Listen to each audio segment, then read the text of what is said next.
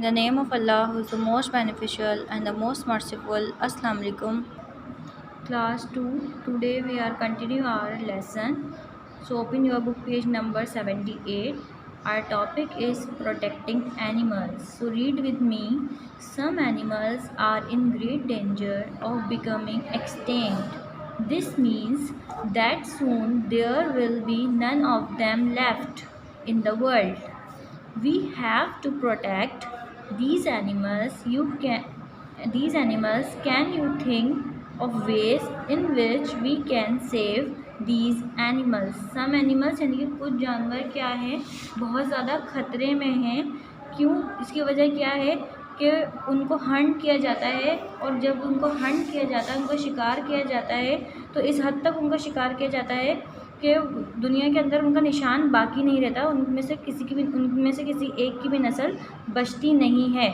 We have to protect this animals. इस तरह के एनिमल्स को हमें प्रोटेक्ट करना चाहिए, उनकी हिफाजत करनी चाहिए. जैसे कि अगर हम एग्जांपल दें आपको, डूडो हो गया या डायनासोर हो गया, जो कि पहले के ज़माने में हुआ करते थे, पर ह्यूमंस को ऐसा लगता था, इंसानों को ऐसा लगता था कि वो उनको नुकसान पहुंचा सकते हैं. इसकी वजह से उन्होंने उनको हंट करना शुरू कर दिया, उनका शिकार करना शुरू कर दिया, और एक वक्त ऐसा आया कि वो बाकी नहीं रहे. अब उनका नाम तो है पर उनका निशान नहीं है, उनके सिर्फ आसार नज़र नहीं आते. तो इस बारे में आपसे सवाल पूछा जा रहा है, can you think of ways, क्या आप कुछ तरीके सोचते हैं या कुछ तरीके आप जानते हैं जिससे हम इन जानवरों को बचा सकें. Our next topic is the 3 RS. RS means resources, यानी कि ज़राए. 3 ज़राए के बारे में पढ़ना है हमने. We can keep our environment clean by reducing waste. हमें अपना माहौल, अपना environment साफ़ सुथरा रखना है.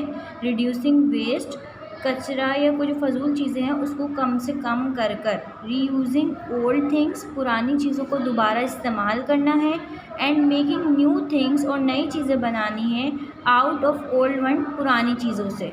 और रिसाइकलिंग, क्या बात हो गई, जब हम पुरानी चीज़ों से कोई नई चीज़ मेक करते हैं तो वो प्रोसेस कहलाता है रिसाइकलिंग का process. So remember the 3 resources. तो आपको 3 रिसोर्सेज के बारे में हमेशा याद रखना है. First one is reduce means कम करना. If we reduce the number of things we buy and use, we will have less to throw away. अगर हम चीज़ों के नंबर को, चीज़ों की तादाद को जो हम ख़रीद रहे हैं, उन चीज़ों की तादाद को कम कर देंगे, या जो चीज़ें हम इस्तेमाल कर रहे हैं, तो क्या होगा, जो हमारा वेस्ट मटेरियल होगा, जो हमारा फजूल चीज़ें, जो कचरा है, वो भी कम से कम होगा. हम उतना ही ज़्यादा कम सामान फेंकेंगे. सजेशंस दी गई हैं आपको, कुछ राय या सलाह दी गई हैं इधर आपको. डू नॉट बाय थिंग्स, वो चीज़ें मत ख़रीदें यू डू नॉट नीड, जिनकी आपको ज़रूरत नहीं है. यानी कि सिर्फ उतना ही सामान ख़रीदें, इतना ही सामान परचेज़ करें जो आपके लिए ज़रूरी है. Use cloth instead of paper as napkins. कपड़ा इस्तेमाल करें किसकी जगह पर, पेपर की जगह पर. As napkins and to clean things, और चीज़ों को साफ़ करने के लिए. Avoid disposable items. Disposable items क्या होते हैं, जो आप सिर्फ एक टाइम यूज़ करते हैं, दोबारा यूज़ नहीं करते. Buy things that will last for a long time. एक चीज़ ख़रीदें और ऐसी चीज़ ख़रीदें जो लंबे अरसे तक चल सके. Here are some difficult words, so read with me. Protect means हिफाजत करना. Second one is reuse means दोबारा इस्तेमाल करना. Recycling, किसी भी पुरानी चीज़ से नई चीज़ को बनाना. Reduce means कम करना.